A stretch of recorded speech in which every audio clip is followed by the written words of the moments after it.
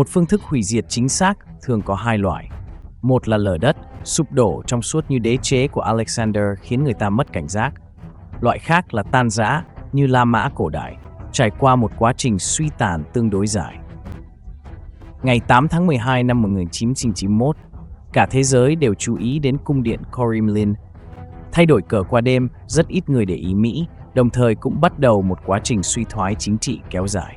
Tất cả các hoạt động chính trị trong lịch sử loài người về bản chất đều có thể quy cho một vấn đề. Quản lý gen của đất nước này được sản xuất như thế nào?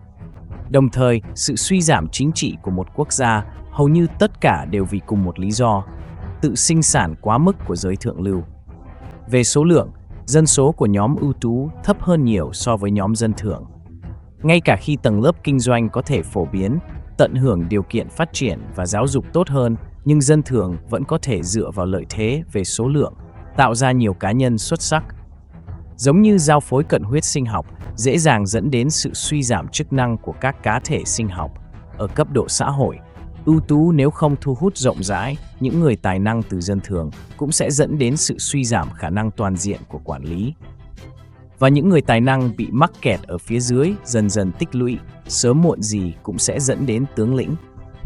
Ngoài ra, còn có một loại nghi ngờ về hang động dẫn đến sự hỗn loạn trong đời sống chính trị, sự sụp đổ của trật tự xã hội. Theo nghĩa này, trên thế giới này chưa bao giờ có một hệ thống chính trị hoàn hảo. Bởi vì ngay cả cùng một hệ thống, cách thức hoạt động và sinh sản của tầng lớp kinh doanh trong các thời kỳ khác nhau cũng có sự khác biệt rất lớn.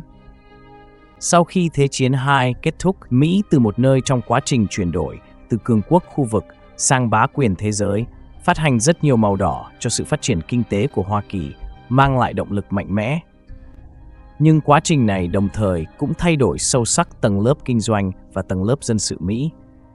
Cách tương tác đã gây ra sự suy giảm chính trị có hệ thống. Biểu hiện trực tiếp nhất là kinh tế. Đồ nội thất phong hóa giàu nghèo ngày càng ít. Giới siêu giàu ngày càng chiếm nhiều của cải.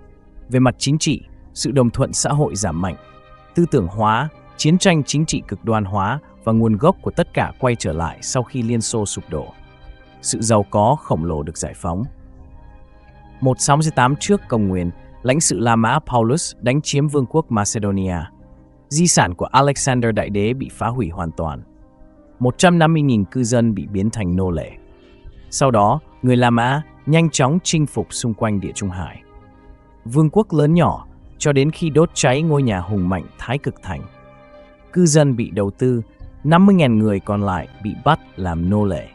Người La Mã loại bỏ mọi nguy hiểm xung quanh Địa Trung Hải, trở thành bá chủ duy nhất. Tuy nhiên, với những chiến thắng liên tiếp của chiến tranh, rất nhiều người trồng nô lệ giá rẻ đổ vào đế chế trong một thời gian ngắn, thay đổi vĩnh viễn cấu trúc kinh tế của Rome. Những nô lệ này được gửi đến trang trại, sản xuất và lao động tập trung. Sản phẩm của giới quý tộc được sản xuất bởi nô lệ, chi phí thấp hơn nhiều so với mét vuông.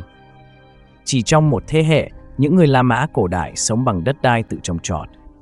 Nông dân phá sản, đất đai ban đầu của họ cũng bị đại quý tộc sáp nhập. Thường dân phá sản, quý tộc giàu có, hai tầng lớp bị cô lập khỏi kinh tế đơn giản, hướng tới sự cô lập xã hội toàn diện. Quá trình lịch sử này ảnh hưởng sâu sắc các khía cạnh của đế chế La Mã cổ đại. Tương tự như vậy, cơ thể khổng lồ của Liên Xô hiện nay đột nhiên sụp đổ. Tiền thưởng giải thể mà anh ta phát hành trong khi làm cho toàn bộ tập đoàn phương Tây phấn khích, nó cũng đã thay đổi sâu sắc nguồn vốn tài chính của Mỹ. Mô hình tạo ra của cải. Sự sụp đổ của Liên Xô. Hãy để trật tự bá quyền, một máy bay do Mỹ dẫn đầu trở thành hiện thực. Nó lớn hơn nhiều so với những tài sản vật chất mà anh ta để lại. Có giá trị hơn. Nếu các đặc điểm chính của thế giới lưỡng cực là đối đầu trải, thế giới đơn cực là toàn cầu hóa, thay đổi lớn đầu tiên mà ông ấy mang lại, đồng đô la trở thành đồng tiền duy nhất trên thế giới. Sau khi hệ thống Bretton Woods sụp đổ, đô la Mỹ và tiền tệ của hầu hết các quốc gia tất cả đều được xác nhận bằng tín dụng chủ quyền quốc gia. Lúc này, Mỹ là bá chủ thế giới. Có thể nói là quốc gia duy nhất có chủ quyền hoàn toàn độc lập.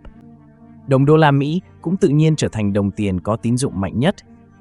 Đồng thời, sức mạnh quân sự mạnh mẽ của Mỹ đảm bảo vốn USD. Bạn có thể yên tâm tìm kiếm điểm tăng trưởng kinh tế trên toàn cầu.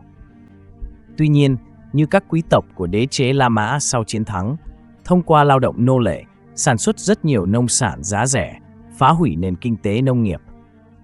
Các nhà tư bản Mỹ sau chiến thắng trong chiến tranh lạnh, khai thác nguồn lao động và tài nguyên thiên nhiên của thế giới, sản xuất rất nhiều sản phẩm công nghiệp giá rẻ, phá hủy hệ thống công nghiệp nội địa.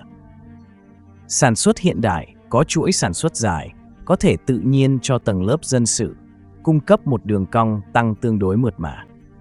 Công nhân bình thường trên dây chuyền lắp ráp, một kỹ thuật viên có kiến thức chuyên môn nhất định, kỹ sư được đào tạo về kỹ thuật hệ thống, sau đó đến quản lý cấp trung và cấp cao chịu trách nhiệm ra quyết định của công ty.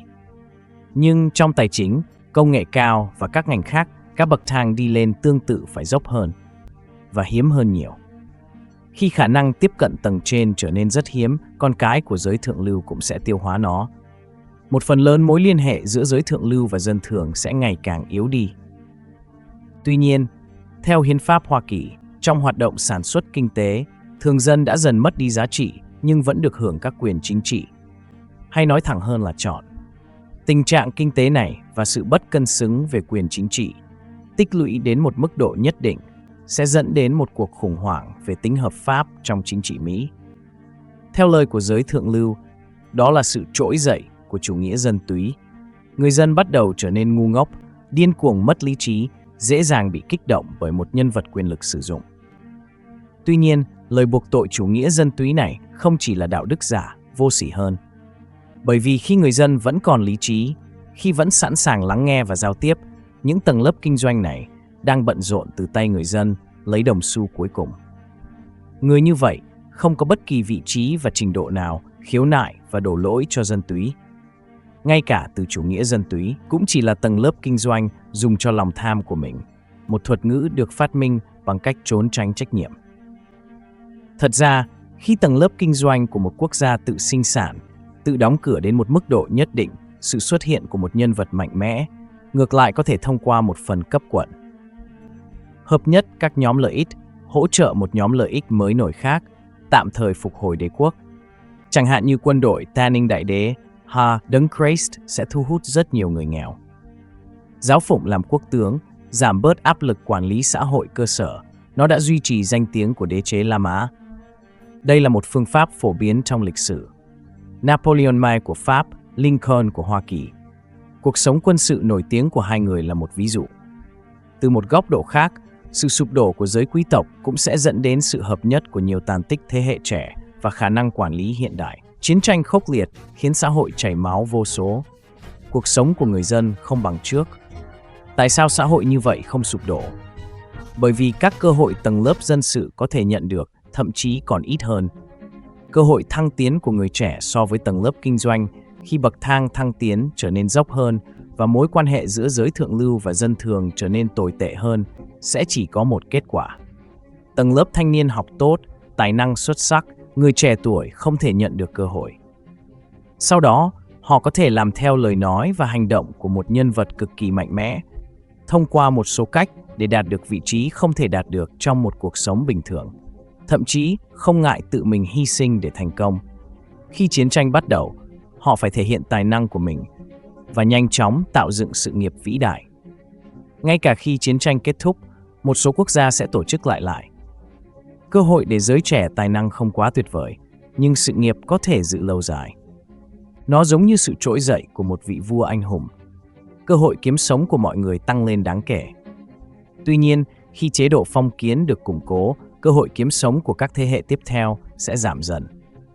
Khi hệ thống xã hội phát triển từ cực đoan đến cực đoan khác, một xã hội như vậy cũng sẽ không kéo dài mãi mãi. Hơn nữa, theo sự phân bố của cải của thời đại này, khi sự phát triển bất bình đẳng và sự phân hóa giàu nghèo tiếp tục tăng lên, vốn dĩ là lực lượng gắn kết nhất sẽ trở thành lực lượng chia rẽ nhất. Lợi ích của việc kiểm soát xã hội trở nên vô hạn và các nhóm lợi ích chính trị trong chính phủ sẽ ngày càng tham gia vào việc đấu đá nội bộ và lợi dụng lẫn nhau.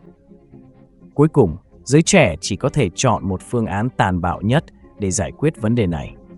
Và điều đáng buồn nhất là những người bị hy sinh trong quá trình này có thể vẫn là người trẻ. Những người giàu có và quyền lực, họ chỉ cần ngồi trong căn phòng mát mẻ, nhìn ra biển rộng bao la và lặng lẽ thưởng thức ly rượu của mình. Cuối cùng, tất cả các hệ thống đều sẽ phải đối mặt với một vòng lặp giống nhau. Dù chế độ quân chủ, dân chủ hay bất cứ hình thức nào khác, lịch sử đã chứng minh không có gì thay đổi. Tuy nhiên, vấn đề cốt lõi là nhân loại có thể học hỏi từ quá khứ để làm cho tương lai tốt hơn hay không. Vì vậy, chúng ta không thể bỏ qua tầm quan trọng của sự công bằng xã hội và cơ hội bình đẳng trong xã hội hiện đại. Bài học từ quá khứ chính là ánh sáng để dẫn đường cho chúng ta trong tương lai. Chúc mừng bạn đã xem hết video cùng với kênh Em Anh 24 giờ.